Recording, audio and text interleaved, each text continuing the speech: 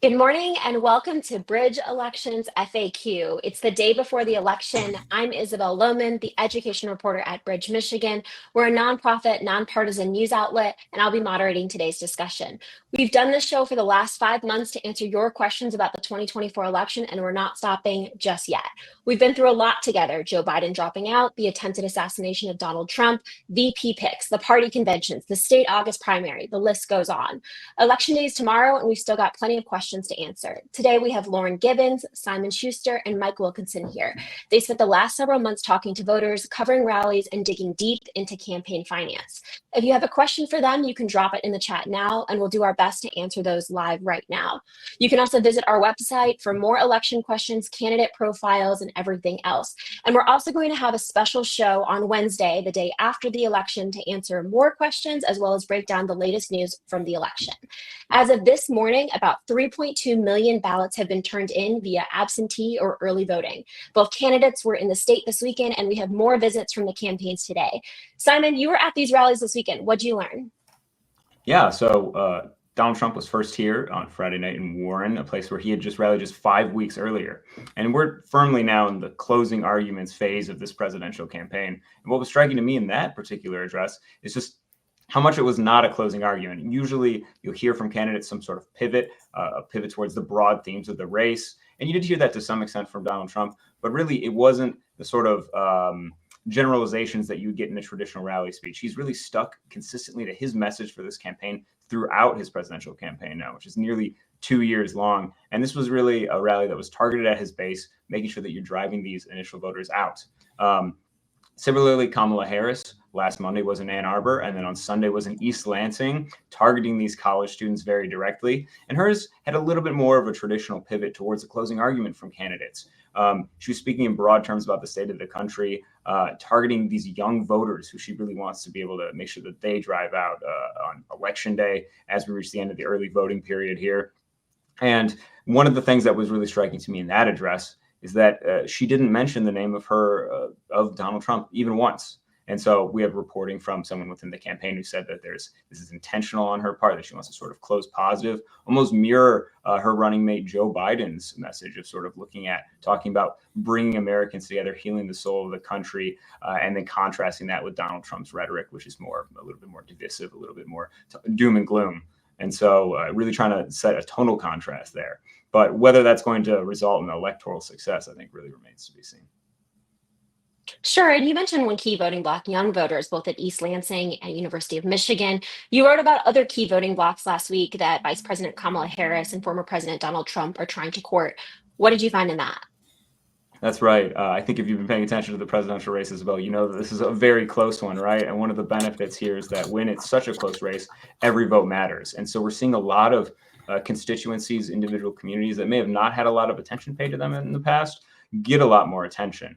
In this story, I talk about Donald Trump's efforts to make inroads, particularly with young Black male voters. He's had multiple stops in the city of Detroit. He's spent time in Flint as well. And then also looking at peeling off some Arab Americans, sort of making the case, as he did last Friday in Warren with a stop in Dearborn, that he can bring peace to the Middle East and this more year-long conflict between Israel and Lebanon and the Gaza Strip more quickly than Kamala Harris could. And so at the same time, he's also looking to peel away some more union workers from traditionally a reliably Democratic group that has drifted towards him in the Trump era. But at the same time, Kamala Harris is going after some of these Republicans who, after 8 years of Donald Trump being a very consistent, unavoidable presence in the American political stage, are really looking to move on. They're sort of sick of him and hoping that they can, sort of quietly move some of these folks away as well. So it's an interesting you see these candidates sort of working at cross purposes at times. They're going after different each other's constituencies rather than trying to drive out their base as much as we've seen in past elections, which is really how Donald Trump won the White House in 2016, was appealing to his base and driving those folks out. But now we see them engaging in much more traditional political tactics. Sure, and I think that shows the distinction between 2016 and 2024 and just how close this race is expected to be in the state.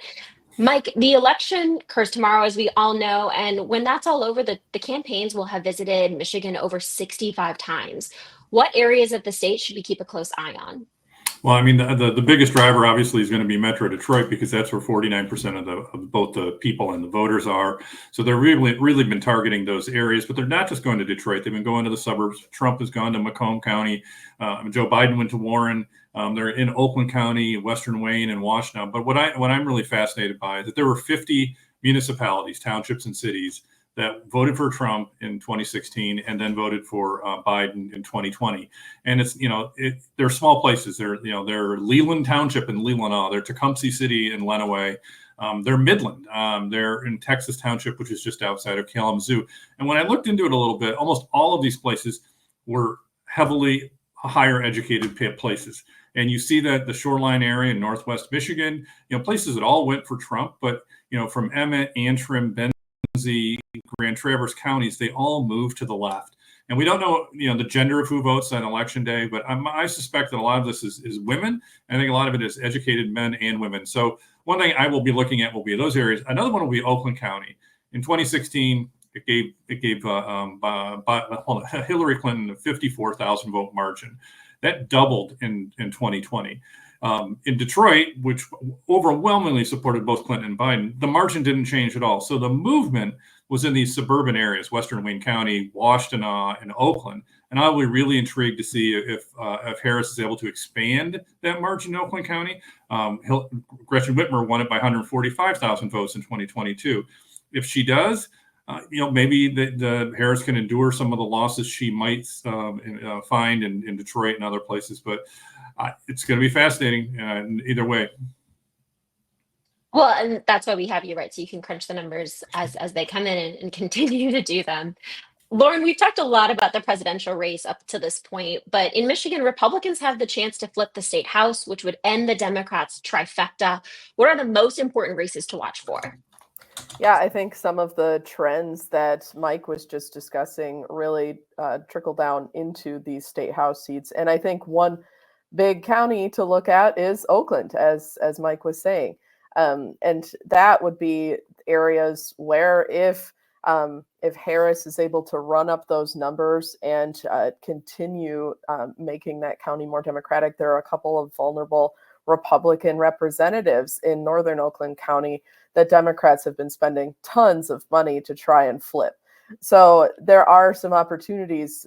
There is a path for Democrats to keep it. There's another seat currently held by a Republican in Jackson. Kathy Schmaltz has a pretty stiff challenge from a Democratic contender in that area in a 50-50 district. So there is a path there for Democrats to keep it potentially. That said, they have a lot of vulnerable incumbents who are defending some very, very close races. Jamie Church's downriver is the one that everybody's been watching. That's the most expensive state house race this cycle. Millions of dollars has been spent to try to keep that district in Democratic control.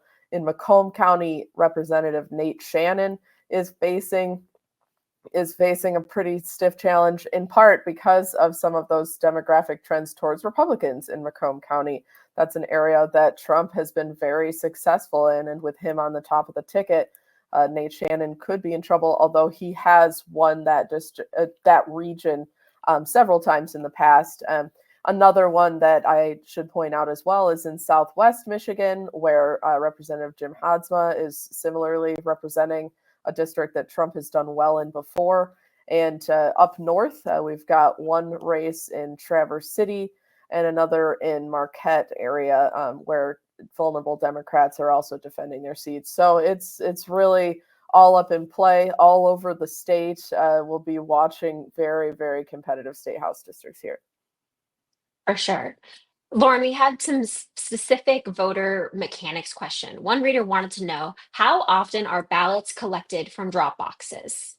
Yeah, so the requirement in Michigan is 35 days before the election. They have to be checked at least once a day. There's a lot of specifics on who can check those and who can remove ballots from the drop box. They have to be a local election official who is authorized to do that, and they have to be transported in very specific election containers, really trying to make sure there's a chain to get the ballots in the right place from these drop boxes. So they have been being checked at least once a day in every single region where drop boxes are.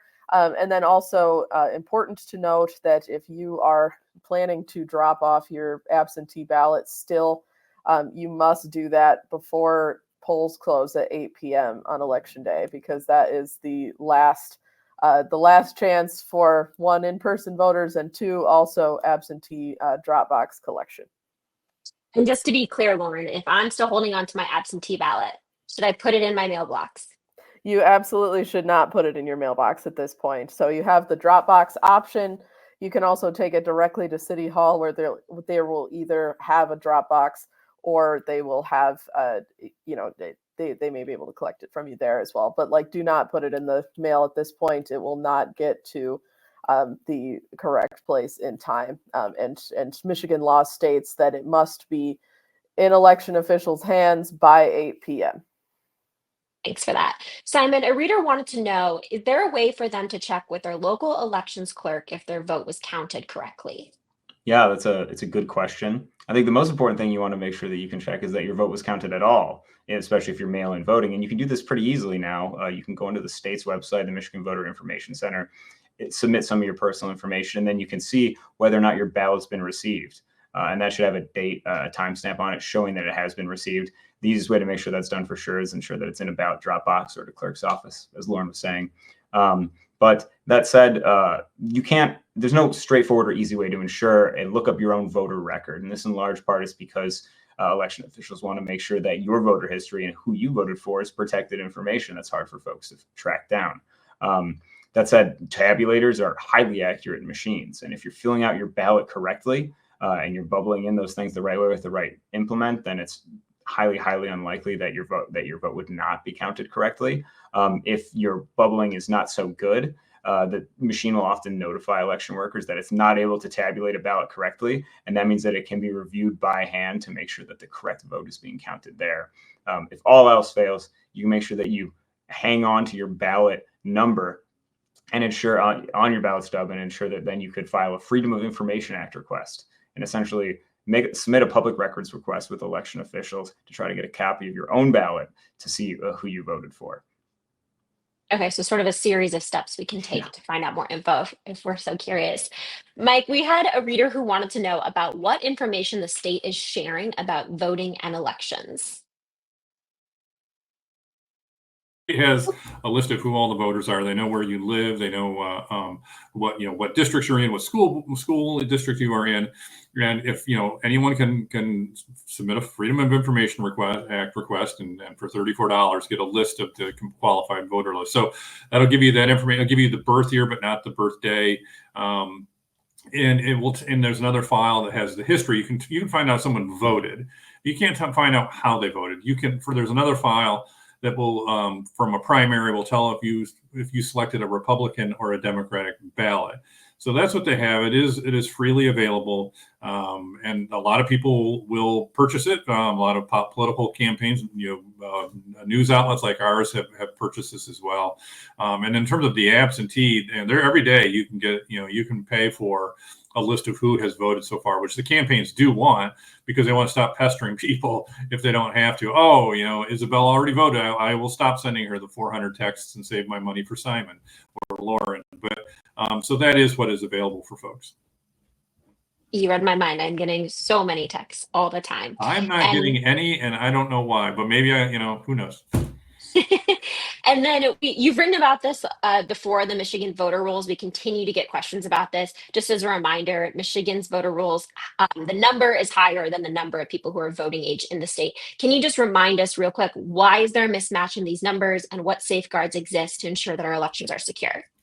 We've always had a few more voters than the voting age public, and that has gone back to the predecessor of the current Secretary of State. But it got substantially higher after the voters approved the basic, you've got to say, no, you don't want to be registered to vote when you apply for a driver's license and you're old enough, or you change address and you get a new driver's license. So, people who are low propensity voters, if they don't want to, they have to literally click a box that says, no, I don't want to be registered.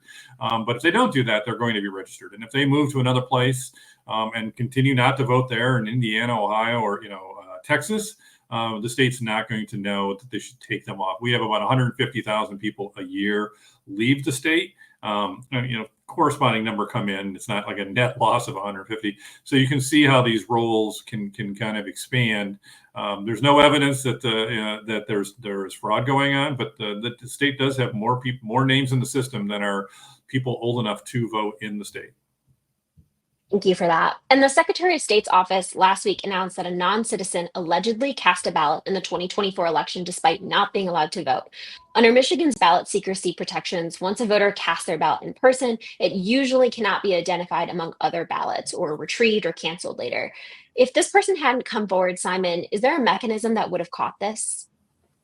It's a sort of complicated answer because on one hand, if you ask, is there a mechanism that would have caught this in the moment before the ballot was tabulated and counted as part of the 2024 election? The answer is probably not. However, would they have been caught eventually for being a non-citizen who essentially lied, committed perjury on a voter registration application? Yes. And this is in part because this individual, this I believe, student in Ann Arbor, had used Michigan's same-day registration rules, which allow you to register to vote and then immediately vote without providing proof of citizenship. And this is something that people who, both people who believe that our electoral system is insufficiently insecure, or even people who have spreaded baseless election conspiracy theories have centered on as, a huge issue in the system. When you talk to voting, advocates for these sorts of policies, such as Secretary of State Jocelyn Benson, she notes that non-assisted voting is exceptionally rare. This almost never happens, and that there's a balancing test here. That if you don't have these same-day registration provisions and not requiring someone to bring, say, a birth certificate to a polling place in order to register to vote on election day, that if you did have that sort of requirement, then much more, eligible voters, people who could cast a ballot, would be turned away from the polls and disenfranchised at a much greater extent than we'd have instances of these non-citizens voting. And so given that the ballots are anonymized, more or less, once they're placed through the tabulator, that means that this individual's ballot will likely count. But it doesn't mean necessarily that they won't face consequences, and that non-citizens are able to register to vote and cast ballots indefinitely without being caught. I think election officials have made it very clear that that's not the case. Yeah, and it's really important to note, to Simon's point, that same-day registration and voting is almost not exclusively, but very heavily concentrated in areas with large student populations. Michigan State, U of M, Wayne State. These are areas where people who are turning 18 or just turned 18 are going to the polls and usually casting their ballots for the first time. And this has been in place since 2018 initiative approved by voters. And this is the first we're hearing about a non-citizen using the system incorrectly. Incredibly rare. Thank you for that, Lauren and Simon. And then I want to end on what readers are going to see on our website tomorrow. So of course, right now you can see a bunch of stuff about our candidates, or about our state's candidates, but then tomorrow you're going to start to see those results come in after the polls close. Bridge, Michigan relies on the Associated Press to call races. I'm curious, how does the AP get results before the Secretary of State's office? And also, how is the AP able to call a race before all the unofficial results are in? On how they do it, and what so in every county and sometimes municipalities will publish the results. Sometimes it's even partial results. The state will not release the results for, let's say, Wayne County until all of the results are in. So that will mean we wait forever. And if it's Wayne County, we're talking millions of, well, not millions, we're talking over 1 million votes. So it's going to take a long time, and that can make a decision on whether or not a race is over or not. The AP has stringers in every single county, and it gets the results from them as they're coming out. So before they get published, by the state, there are partial results that are available at the clerk's offices in parts of Wayne County, in Macomb, and in Oakland.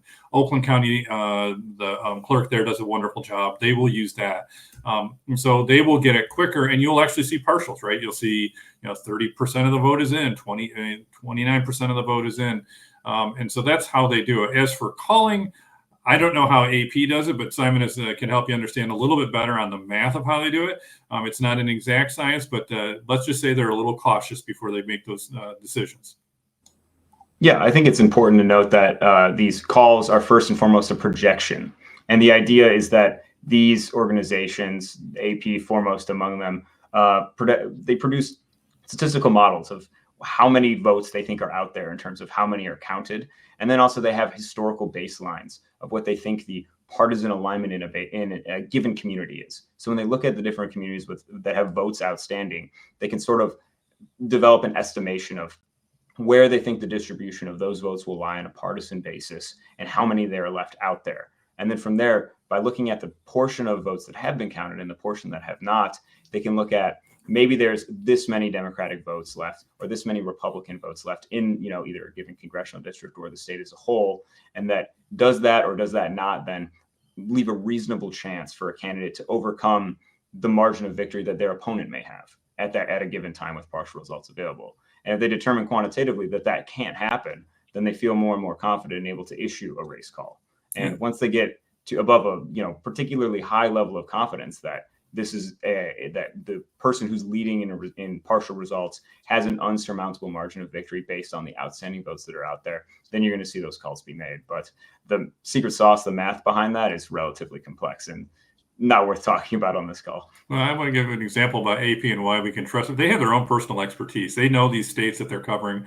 I was in Ohio. Well, I still am. I was in Ohio in 2004, and the projections were that John Kerry was going to win.